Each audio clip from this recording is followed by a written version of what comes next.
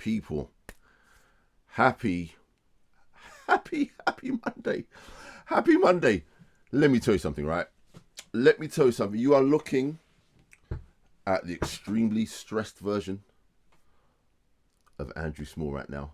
I've just about made it, folks. I've just about made it today. Oh my goodness. I was leaning over my laptop about 45 seconds ago, just putting in the last bit of video. It nearly didn't happen, guys, but I'm glad you're all here. Wow. This is absolutely amazing. I don't even know what to say. But happy Monday. Hope you're all doing really, really well. Today is an amazingly special show. It's such a special show because I've got a very special guest. Man's name is Graeme Blevins, an incredibly gifted saxophonist, and he's coming live. He's coming live from the other side of, he was live when I spoke to him, but he was coming live from the other side of the planet. And it's really, really exciting. My first international guest. So the first section of our chat, we spoke about, he's done some pretty impressive gigs.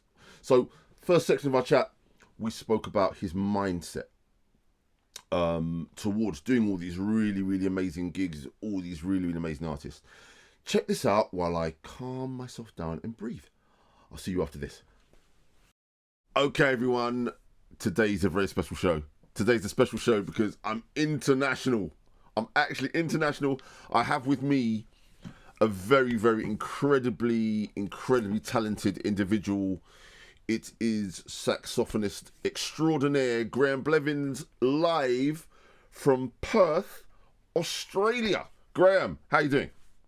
I'm pretty good, thank you. The sun's shining and, can't complain. How are you?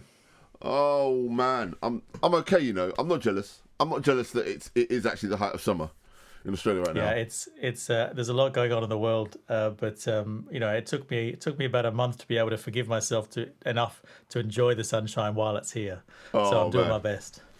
Great, and I'm glad you made time to do this, to be part of my nonsense for 40 minutes. It's really, really cool. Really, really cool. Right, so yeah, you're my second international contribution in as many weeks, because I had a mate. He joined the live stream from Jamaica oh, cool. last week. That's quite funny. So yeah, hopefully this becomes a bit of a normal thing for the Monday snack. But anyway, so getting into this, right? You are a very seasoned and sought after musician, yeah? Trained in both classical and jazz saxophone, yeah? Yep. And you're from Australia, as we've ascertained, yep. But you're now based in London. Yep. You seem to be one of the guys, right, that I always see on those proper sessions, on those high profile sessions. If there's like a live TV with like the stellar, the first cool stellar players in London, I always see your face. You know what I'm saying? You're operating sort of in that realm, right? So I'm really, really pleased that not only are you doing this, but you actually jumped on board with helping me out with a track on my new album and with my band as well. Oh, we had some gigs cancelled. Bit of a drag, that. Yeah. Bit of a drag. But hopefully... Very much. Hopefully, it'll all... we can kind of reconvene at some point. Now, I think we first actually played together with this really cool Earth, Wind and Fire project tribute thing we do called All Fired Up, yeah? With some equally wonderful musos, yeah? But I didn't actually realise at that time, we'd met briefly when I'd come along to a Kylie show. When you were working I remember that. With Kylie's, and you've done some really amazing gigs like Kylie and Phil Collins and Robbie Williams, Mark Knopfler. It's the real deal. You kind of you're operating in those circles, man. It's really cool. So it was a nice connection actually to meet you on that gig, because obviously I worked with her for a period of time as well, and she's the most wonderful, amazing human being on the planet. Really, really great. She really is. Yeah, definitely. My first question is going to kind of be based around these stellar, really high-profile gigs you do, yeah?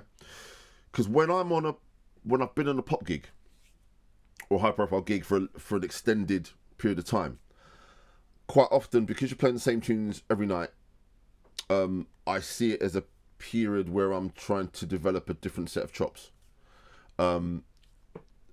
Different to what I would be doing if I was at home practicing every day or something. Yeah. Now, I want to know what your mindset is. Yeah. It's a sort of two-part question. What your mindset is when you're on those mega gigs in terms of doing the gig and finding other maybe unrelated musical things to do while you might be away for 9 months, year or whatever, doing this thing. So what's your mindset? How do you approach that sort of scenario where you are working with one artist playing the same set of tunes every night? How do you keep yourself sort of motivated, match fit?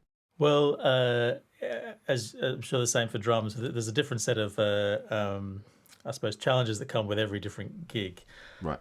So, you know, some of the gigs that I've done, it wasn't the option really to play for 4 hours a day, which is what I'd like to do. So you have to be quite well, I had to be quite selective about the things I did and how I sort of keep a sort of a musical interest going on the side of the gig, and I mean that could be anything from keeping up your transcribing, working on an album, like mixing something on the road or writing some music, and definitely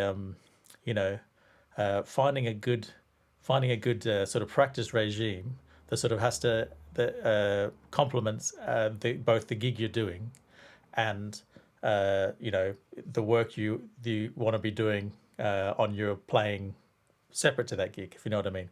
So for example, if I was doing something which is like the Mark Knopfler tour, that was quite a really heavy gig. So pretty much every tune, very exposed stuff and quite heavy on the chops. So I couldn't do too much playing on the actual show days. So then it becomes like writing or working on other things that you're sort of passionate about. Okay. And how disciplined are you when you're away? Because I always used to have this thing where I say, right, I've got my laptop, I've got my mini keyboard, I'm going to write. And to be honest, quite often when I've been touring, I've been in the sort of musical director role. So there's lots to do. And all of the things I think I'm going to do, I'll get to my room, I'll look at my laptop, I'll look at the keyboard, I think, nah, I'm sorry, I can't face it. How do you find it with all the travelling, if you're saying it's a heavy gig as well, with the playing? There's a certain mental thing involved. You're an autopilot. I find I'm an autopilot, but there's still a certain creative drain to make sure you're executing the gig well every night. Yep. So are you able to balance the two things? I've been thinking about this a bunch in the last couple of years, actually. When I did some of the touring work I've done, I've been somewhat disciplined to be productive, right. But mostly you feel like you're playing catch up because I think as musicians we always want to do like okay, so I've got 5 hours off here, let's get something done, let's create, let's produce, let's like generate something that we've all got so many things we want to do, but then then the other balance of that is, I'm sort of here to do a gig and I've got to make sure that my head and my heart is still in the right place. Right. So it's kind of a balance between doing the things, not putting too much pressure on myself, which I definitely do, too much pressure on myself to produce and create. And then I find myself getting overstretched and overtired. So I think I'm developing in my old age some sort of, a feeling that, okay, you know what, this gig's enough. If I go to a gallery today and then do, maybe read for a bit, do a little bit of work and nail the gig, that's what I'm doing right now. Okay. Because before, if I was doing, I hear stories about all, what a lot of other people have done of writing albums on the road. Obviously, like I say, it's different for each gig. Some gigs are much more involved. And if you're the musical director, then, I don't know how much other stuff you could get done. But for me, I think I've tried to listen to myself. I've perhaps in the past pushed it a bit too much, and ended up so I'm not sleeping well. Then I'm not traveling well. Maybe I'll get sick or stuff like that. And I'm trying to be a bit better about that. And I'm disciplined, but try not to expect too much of myself on the road.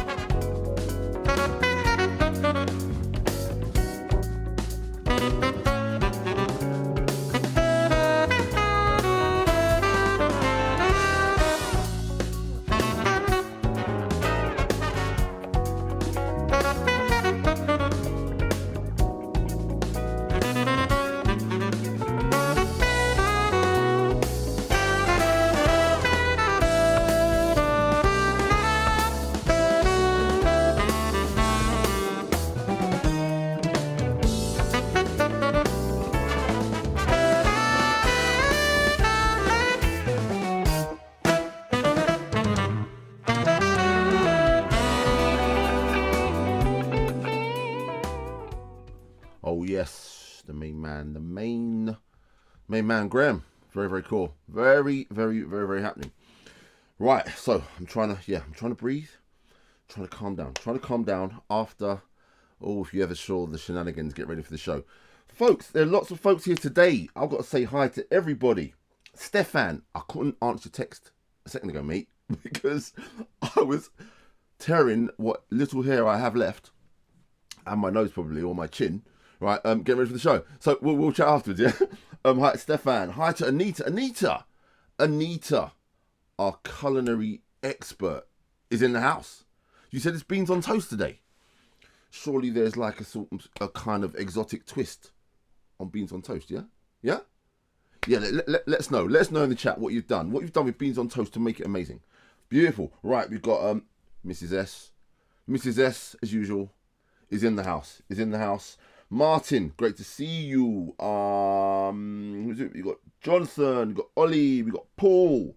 What else we got? We've got Jordan. And Law, top man, great to see you as well. Man himself, live in Perth, Australia, is also here. Graeme, thanks again for doing this. Really, really cool. So, folks, right, I had a grand new idea for this week. I had a new segment that kind of went by the by because I kind of couldn't get it together. So what I'm going to say it a few times. From next week, there's going to be a little segment I'm going to run every few weeks or so, and it will give you all the chance to win the new exclusive. Oh, can I get in focus? Monday snack mug. The Monday snack mug. It's going to be called It's a Mugs Game. Coming next week. So guys, you want to win one of those? You want to win one of those before they go live on my website? Make sure you tune in next week, right? Okay, right. So the next bit, right? The next bit of our chat, we spoke, right? Graeme's a bit techie. He's really techie, really good with studio stuff and recording and all kind of stuff. So we had a chat about that. Check this out. Here we go. Right. So during my research, yeah, as well, I noticed you studied audio engineering for a while. I didn't actually study. But in terms of you went on a course. You've looked into developing. That's studio what I mean. Engineer. Yeah. You didn't simply see like me, right? I just have a go. I just have a go, right? As opposed to actually having sat down. No, I tell a lie. My thing was always, if I'm on a gig, if I'm on a tour, if I'm in a studio, and something happens sonically that I think that's really cool, I'll always go to the engineer and go, what's going on? What's happening? Yeah. Just take me through what you're doing. Even the track that you played on remotely for my album, right? It was noticeable to me that sonically it was beautifully recorded, absolutely. So I was like, man, because sometimes I'm worried when I answer a remote thing. I always love to have people here. Yeah. I got the audio back from you, and I was like, oh, man, alive, this is great, absolutely great. Oh, thank you. Yeah. So, did you go down that road? This is my question, right? Did you go down that road of learning this stuff as an extension of a kind of hobby, yeah, or did you see it as a necessity in terms of trying to expand your career choices? Definitely was the musical. It was never a career choice, as you know. I ended up at a little bit of working a tiny bit of my time doing that sort of stuff, but it was never a career choice. It sort of was born out of, if you can imagine. So I'm a kid growing up in Perth, Western Australia, and so I idolize all these people, but I've never really heard them live. Like, the record becomes everything. Right. And then so I'm thinking about like Johnny Hodges, so I'm hearing, so how is this sounding like this? So recorded in the 30s or 40s, but it sounds like, what reed do I need for this? What mouthpiece is he using? How is this happening? And that sort of got my first interest in audio and interpreting how things sounded like from an audio point of view compared to like how things were represented in audio and how they were compared to how they're presented in real life. There's a story I tell to people to illustrate how I felt about this sort of thing. I went through a period, I think I was about 17, no, it must have been about 19 or 20. I was really into Jan Garbarek. Right. And I still am. He's a absolute hero. But he travelled to Western Australia. He was doing a concert here at the Regal Theatre, and I was really into his sound. How did he get this sound, this ridiculous tone? And I got negotiating with his manager for a lesson. I didn't want a lesson. Well, I did want a lesson, but the most thing I wanted to do was hear his sound in person, because I needed to hear it acoustically. And I think my highest offer was $400 for 15 minutes, and he still wouldn't give me a lesson. Seriously? So that was what I got up to. But I mean, that's what started it. And then you start getting into microphones, and then start getting into also I was this is something not many people know, but one of the most attractive things for moving to London for me was the broken beat scene of sort of dance music. And that's that sort of integration between like live and electronic music just that had me for a while. That it still does. I love that music, but so I was producing, I was recording, and then you just sort of get into it. Next thing you know, you've got a little studio. Next thing you know, you've got a big studio.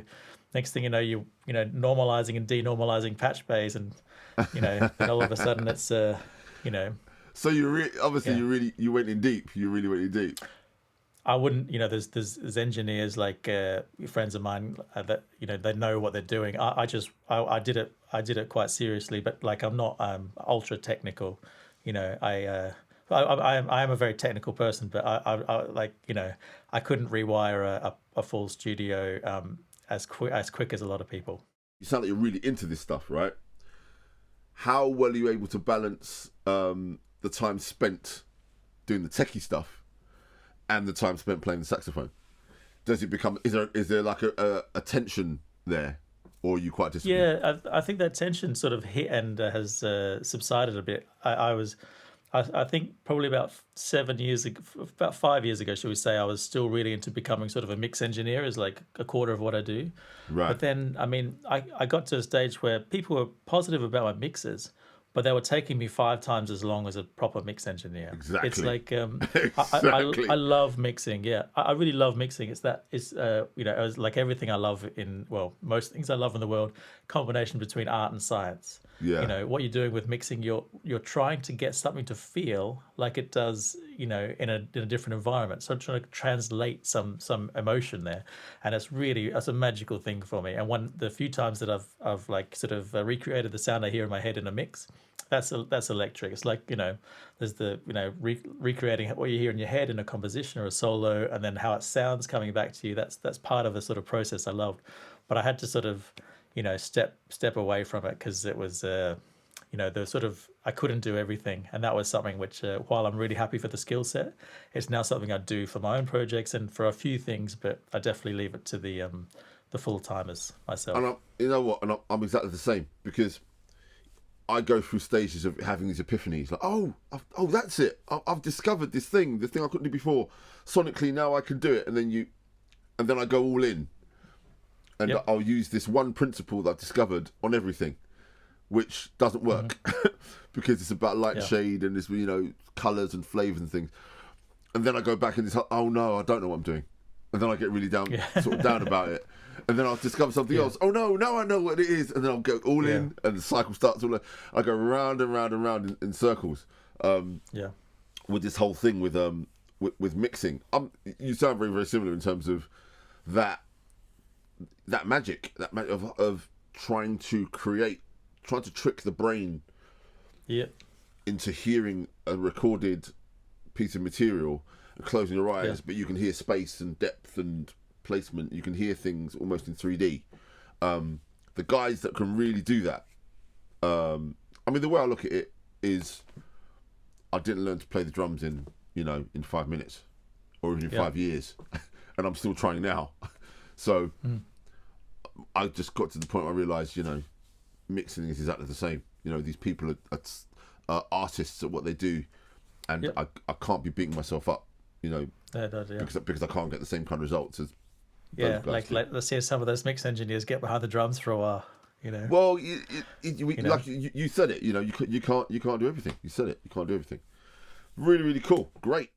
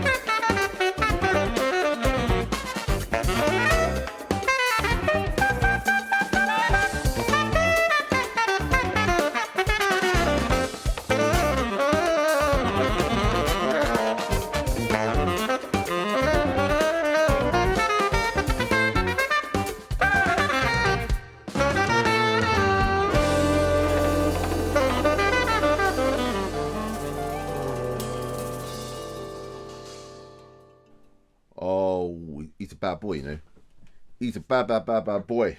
Top man. Yeah, he just kind of does a lot of stuff. Very, very well. Very, very well. Right. Saying hi to a few more people. Hi to Jonathan. Hi to Lisi. Hi to Tula. Hi to Cousin Jeff, head of the family. Cousin Jeff, right? I've got a bone to pick with you. I think you've been hiding. I've been hiding your identity on the chat so I can't see it, just so you can berate me later on. I acknowledge your status as head of our clan. There you go. Happy? Cool. Right. Hi to, I think it's Arnie. Arnie. I'm not saying it right. But hi to you.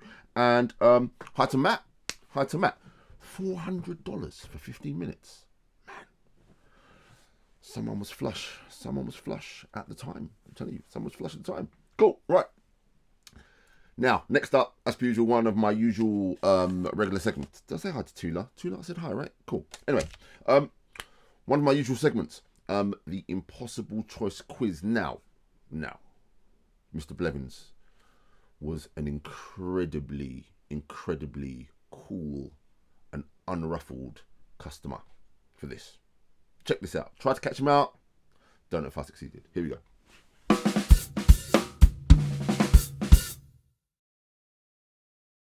Okay, so we are jumping to our first quiz. I struggle to get folks to sort of think, oh no, what do I do? What's my choice? But I think this is going to be a pretty gentle one. I think it's going to be a pretty gentle one there. So this is the impossible choice quiz. You've seen the podcast. I give you a couple of alternatives. You make a choice, and the idea is not to hesitate. All right?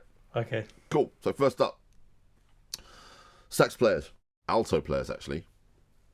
Kenny Garrett or David Sanborn? Garrett. Okay. I thought you'd say that. But easy. Yeah, a lot of respect for the Sanborn, but I saw Kenny Garrett once. Trio. It was him, Brian Blade, Charlotte Moffat. No way. You saw that trio. Triology. Yeah, so I was playing with Courtney Pine at the time. We were doing this festival in Europe somewhere. It was one of the most amazing things I've ever seen. Yeah. It's like seriously incredible. Oh, I would have loved to have seen that. Yeah. Sorry, I digress. Anyway, yes, right. Right. Next question. Right. Your house is burning down. You have one free hand. Which do you save? Do you save your tenor or your soprano? Tenor. I thought you'd say that as well. You see. There you go. Okay. I want to talk about all these questions, but I know I can't. So yeah, go on. Yeah. So you're going back in the time machine, and which one of these artists would you have loved to do a studio session with? Frank Zappa or Miles Davis? Oh, Miles Davis. Yeah, I think it would have been terrifying and like horrific, and an emotional turmoil. But I mean, you just want to be around that guy, don't you? Yeah, see, no hesitation. You're just got it down, very short. Cool. Well, that for me, that's an easy. Miles Davis. You know. Okay, great. Wowzers. All right, another sax player. Right, which one of these? Michael Brecker or Wayne Shorter? Probably Brecker. Oh, okay, slight hesitation. Oh, great. Same Brecker. Okay. I mean, I'm pushing myself to go quick. You could put a really strong case for either one, but I think the reason, I love Wayne Shorter, but Brecker was one of those guys when I was 16 that really, sort of flipped my head about, and Wayne Shorter was a bit later when I was a bit more musically mature, but Brecker had, He had you from the off, basically. Yeah, it had a real influence on me actually becoming a saxophonist. Oh, brilliant. Yeah, what a cool. hero. And our final question, right? I'm going to ask this to every single horn player that I interview doing this. Which horn section, would you want to be a part of? Tower Powers or Earth, Wind and Fire? Yeah, Earth, Wind and Fire. Okay. Cool. Yeah. I should have a leaderboard. Right, so far it's 2-0 for Earth, Wind and Fire so far. You could do some great playing, but with both. But imagine playing. I mean, be a real roast. But yeah, that would be ridiculous. Cool, that's brilliant. Only a slight hesitation on one question. I failed. The whole point is to kind of people going, "Oh no, what do I do?" But you've been, yeah. All right. Yeah, Earth, Wind and Fire. Everyone says Earth, Wind and Fire. Look, Anita's just put up in there as well on the chat. Everyone so far has said Earth, Wind and Fire. But Tower of Power had an amazing horn section. You know that, right? Amazing horn section. Right, so you can see Graeme was very, very, very, very calm throughout all of that. Hi to Mick. Hi to Mick Crook. Great to see you as well. Great to see you as well, folks. Cool, right, where are we? I'm really flustered today because I'm just all over the place. But it's been really cool so far. Just about managing to keep the wheels on. Just about. Wonderful. Okay. Next bit of our chat. We spoke because Graeme's so organised. He's such a kind of very together. Just got everything very pristine, very down. We kind of spoke about his organisation. Sort of amidst this whole pandemic thing, if he's managed to kind of keep everything kind of together and very together. And before we go to this section, everyone have a think about studio monitors because Anita wants to know. Okay, we'll talk about that on the other side of this break. Okay, here we go. Next bit of our chat. Over the course of this whole pandemic thing, and I haven't really been doing the pandemic questions, so I think it's kind of an obvious question to a large degree, but because I've kind of picked up from the way you approached working on that video recording we did I'm gonna mix, it's gonna sort of become a sort of a thing pretty soon. Mm-hmm. I can see that you seem very, very focused on stuff, and I just wondered over this period that's been very sort of what's the word I'm looking for? It's been very odd, obviously. Mm-hmm. Of this whole sort of COVID-19 period. Have you managed to sort of maintain anything like your usual creative and practice habits over this period? Or has the sort of been bizarre nature of what we're going through kind of affected that? Yeah, I mean, it definitely has. Obviously, it's been crazy. The sort of, I'm very focused, and I have to make myself goal orientated. I'm not Right. by nature a goal orientated person. Like, a goal's not what I strive for, but if I don't, I'll overly focus on this thing over here and sort of Right. obsess about that. I'm just like, I suppose a natural musician's OCD sort Right. of person. So I have to give myself like targets to sort of time limits on doing things and try and reach them like that. Right. So that's been really difficult in the pandemic because you can't really do that.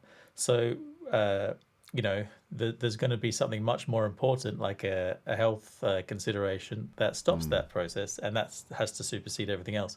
But the sort of positive thing I took out of this, it's definitely in different stages, not throughout the whole thing, was just having the time without the goals, without the deadlines looming, without the I've got 20 minutes to do this, but then I better spend 10 minutes practicing this for this gig, Right. or this for this session. So it's like, okay, I've got the afternoon to practice. Why don't I practice this tune that I want to know how to do this bit better, and just shed this tune for 4 hours and then work on things, and take a little break for 15 minutes, come back to this tune. The next day I might do the same thing. Having the time to just to sort of explore things without a time limit has probably been the version of the goal-oriented, focus that I have outside of a pandemic situation. Yeah. So just to have the time has been really good. In many ways, I've been working way too hard. Yeah. And in other ways, I think, I need to get on the drums. I want to play the drums. So I'm in that mode at the moment. Yeah. I want to play the drums more. And sometimes I feel guilty because they are just next door. I'm lucky enough to be able to still do that. I know there are lots of people that won't have access to their practice space or whatever. We're all at home, and so I get a bit guilty thinking, should we play drums? Should we play more drums? But yeah, cycles. It's an interesting thing. From a saxophone, and especially the brass players I talk to, trumpet players. Yeah. I mean, it's like it's okay for me because I can get my stamina back together in a couple of days. Right. But for brass players, I've heard some of them talk, in private and on social media, just about how they're like, well, usually they're doing X amount of sessions or X amount of shows, X amount of gigs, and so the chops are in form. And now it's like, well, there's no reason to play. So the motivation to practice that 2 hours a day they need to do to maintain the strength is just, that takes a lot of discipline. I think it must be must be really tough to get that discipline to go, if a gig comes in 3 days, unless they do this practice, they're not going to make it. So it's different for different instruments, I think. And that's the other thing I was going to ask you, right? I meant to ask you this earlier. When I come off tour, if I've been touring, I've got a bit of a regime as well. If I'm doing a gig, I'll sit on. If the crew don't go nuts, if I don't drive the crew nuts, I'll get on the kit. A bit before, once the kit's up, I'll get on the kit for sound check and play. Yeah. Yeah. But before every show, I'll sit on a pad for a good at least an hour, sometimes longer. My first ever pop tour, I've been playing with Courtney Pine before it, and I think I went off for 9 months and did this pop thing, and then was really happy to get a call from Courtney, and and I got absolutely roasted, like completely and utterly destroyed. Yep. Utterly destroyed. I was like, I'm kind of thinking, I feel great. Courtney counts in the tune. I'm just like, I'm hanging on for dear life. It was really, and I thought I was in really good shape. What's it like for you? Do you come off when you're flying, or does it depend the kind of gig you're going to go and do away from the tour? Exactly, it's a sort of similar thing to the time feel and the click track thing that I mentioned earlier. Then you go and do a standard jazz gig, and with people who've just been swinging, for the 6 months you've been away, they've just been swinging every day, and you're like, okay, I mean that's sort of what I mean. I'm like, I feel like I'm really in time here, but this is not generating the swing that it used to feel, Right. and so get your sort of your match fit for a different game, so to speak. Yeah. And that's sort of how it feels. Yeah, it's a very, very funny thing. It's part of the journey, isn't it? Like, you learn a bit more like this, and then you get caught. I love the variety in music. I love doing, it's so many different things. You get more into that, you do a lot of this, and then you'll get asked to do this, and that will feel a little bit unnatural for a while, but then that will feel better, and Exactly. you'll Yeah. learn Yeah. something for each transition, and you'll learn something for each new experience, and Yeah. I think the main thing for me is ensuring that I always feel uncomfortable. If I feel uncomfortable, then stuff's happening. I'm getting better at something.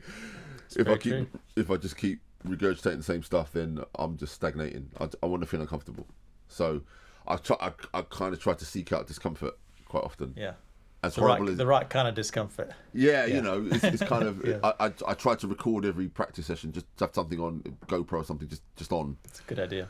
And then you play it back and think, oh man, I thought that felt great. And you watch it back and think, Yeah. that's really not happening.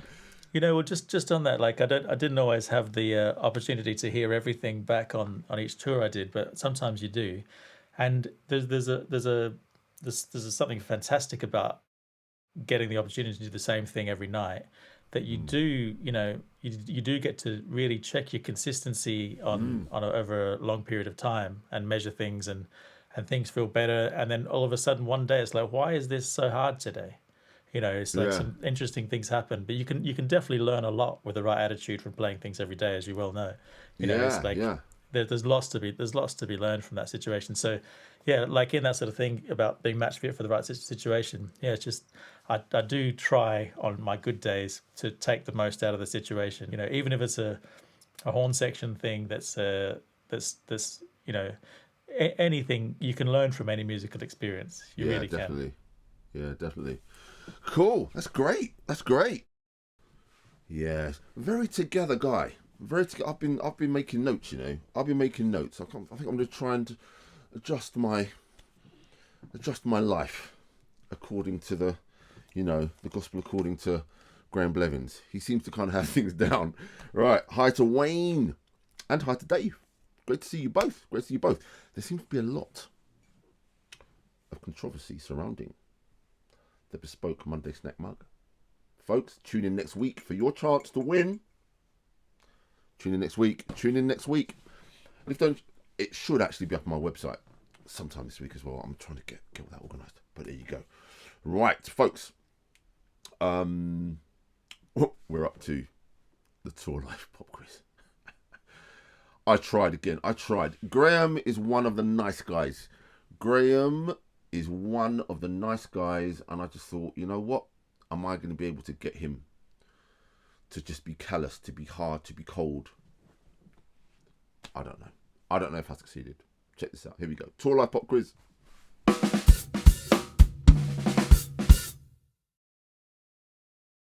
Right. Let's take it home. Uh-oh. It's time for the Tour Life Pop Quiz. So, you're on tour, right? You're working with an ultra famous, iconic artist, right? One of the planet's most respected singers. Yeah? Superstar, famous for his flawless vocal delivery, spectacular live performances, yeah? He's a phenomenon on par with like the Beatles, One Direction and Michael Jackson on steroids. That's the vibe. He's playing stadiums to truly fanatical fans. You get the picture. You've all just landed at Los Angeles airport ahead of a run of shows. The artist manager turns on his phone and he looks completely freaked out. Internet and TV channels are blowing up with the news that your boss, this artist, right? He lip-synced on his recent performance at the Grammys, despite having gone on record in a major documentary that he absolutely never mimes, and he was really sticking the boot in criticising other artists that do. It's basically turned into an international incident. Local promoter calls to say the airport's full of press and fans, the hotel's under siege, it's properly kicked off. So the artist, they realise they need to find a way to sneak him out of the airport, yeah, unseen, and somehow get him safely to the hotel. So they come up with the idea of sending a decoy out into the arrivals hall, into a waiting limo, which they assume the fans, the reporters, and all the press helicopters are going to follow, right? So, manager and artist conclude you're the right height and build. So instruct you to swap clothes with the artist, yeah?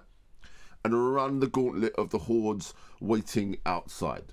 Now, Do you obey instructions and run the risk of being unmasked on worldwide television, right? Or do you tell your boss to find another mug to do his dirty work? Which one is it? I think I'd probably do it just because it would be hilarious. And like the whole thing would just be to have all these people while you're in a disguise. I mean, you can't pass up that opportunity. Only come along once a life. Cool. No, Your game. I think I'd do it. I think I'd do it. Great. Oh, your game. That's good. That's good. Okay. Here's the next one. You've made a name for yourself and you've been experiencing a huge success in the States with your jazz quartet. Okay. You're invited to play an exclusive gig, at a star-studded event in Chicago. So there's a drinks reception before the show. So you attend out of courtesy to meet and mingle, press the flesh. Loads of prestigious guests. So you're standing with a drink in your hand. None other than Oprah Winfrey walks over. She walks over. She's really, really excited to meet you. She's like, oh my goodness, it's you, it's Graeme. She says she's got all your recent albums. She's really, really looking forward to the show, right? Turns out she's a proper jazz fan, a proper jazz nut. She says, can I be a bit cheeky? Could I request that you play Giant Steps during the gig? Yeah. You're really flattered. You think, man, Oprah Winfrey's a bop fan, right? So, she said, no problem. You say, me and the band, we play it regularly anyway. Giant Steps, you're on. No problem. Anything for you, Oprah. That's what you say, right? So you carry on working the room. You work in the room. Unbelievably, you're accosted by Michelle Obama. Michelle Obama comes over. She's even more excited than Oprah was, yeah? She engages in a long chat about her love of jazz, right? But during the conversation, she lets slip she really can't stand bebop, especially that overly complicated track, Giant Steps. And she's really glad that your music normally isn't like that. So you make your way backstage to start your gig, having just met two of the most famous women on the planet, yeah? So do you keep your promise to Oprah and play her special request, or do you drop it from the set to please Michelle? I would play it in a slow 7/4 and try and extract every bit of musicality and sort of feel I could out of it to try and ride that line between that utterly impossible decision. Oh man, he was walking the tightrope. You're walking the tightrope. That's quite funny. It's quite funny that you didn't want to upset either of those ladies. That's quite funny. Cool. Oh, no, definitely not. All right. Okay. Last one. You're performing an outdoor festival alongside Wynton Marsalis, right? The two of you are fronting this jazz outfit, right? It's an outdoor festival in the most amazing setting. It's in Hawaii, right? Stage is built onto the beach, backing onto incredible view of the ocean. Incredible. It's like ridiculous. Absolutely ridiculous. You sound checking with Wynton. Everything sounds amazing. Wynton heads off to make a phone call. He has to jump in a car to do this because the stage is quite far from production, right? So he's gone off to make this phone call, right? You continue playing with the band, yeah? Weather's been glorious, but starts to cloud over a bit. Mid-song, local tour manager turns up in a couple of 4x4s. He's panicked. There's threat of a tsunami, right? Everyone's got to evacuate immediately, right? Tells everyone just to grab what they can, get in the car. Just grab what you can, get in the car. So you've been playing three horns, right? So you grab your tenor, you run to the car, you throw it in the back. There's only time for one more trip back onto the stage. You run back to the stage to grab your alto and your soprano. Standing right next to those two things on the stage is Wynton's one-of-a-kind bespoke trumpet, yeah? One of a kind. You can only carry two horns, man. Do you think for yourself? Think every man for himself and grab your stuff, or do you sacrifice one of your horns and grab Wynton's trumpet? That's it. Easily grab one of Wynton's trumpets. Grab Wynton's trumpet, definitely. There you go. That was you got to do that. Yeah, there was no dilemma there. See, no. You're one of the nice guys. You see, you're one of the nice guys. You couldn't be that. You couldn't be that guy. Save your own gear, not somebody else's. And then you could never live with yourself if you let that happen. Right. So you passed the test, right? The whole idea is you're meant to jettison your principles, and you've succeeded not doing that. No, try not to. No. That's quite funny. That's very funny. So Graeme, it's been amazing. We're done. So thanks for having me. It's been really Man, great to chat again. Been too it's long. been it's been brilliant, and for being my first international guest, that's just amazing. Wow. So Yeah. we are going to be doing some more playing. I told you we've got this Great. little project, and so hopefully that will happen pretty soon. But in the meantime, take care. See you soon. Thank you so much. Take care. What a nice guy. He's a nice guy. Graeme, thanks for doing this. Thanks for thanks for popping by as well. And Lise, I believe, is another one of the Blevins clan. So great to see you as well. Folks, it's been real. Oh, I didn't say hi to Maxine. Maxine, one of my regulars, she's back. Maxine, do you know? You haven't heard. You probably weren't here in time. You probably weren't here. There's a Monday snack mug. You can win one next week if you're on time. So you've got to be back on time, okay? Right. Hi, Daniel. Hi to Maxine. Thanks, everybody, for coming by today and for engaging with my silliness, okay? It was really, really enjoyable. And the fact I just about, man, I'm telling you, if you ever saw me at 5:57, it was a very frightening thing. Didn't think it was going to happen today. So, as usual, before you go, my website, andrewsmall.net. Later on this week, the mugs will be up there, so you can grab your very own. Have a cup of tea as you watch the Monday snack. My first album, What Happens Now. The track you heard Graeme playing is on that. It's called Crisps and Chocolate. It's available in all the usual places, so grab a copy if you fancy that. My social media handle, Andrew Small Drums. That's Facebook.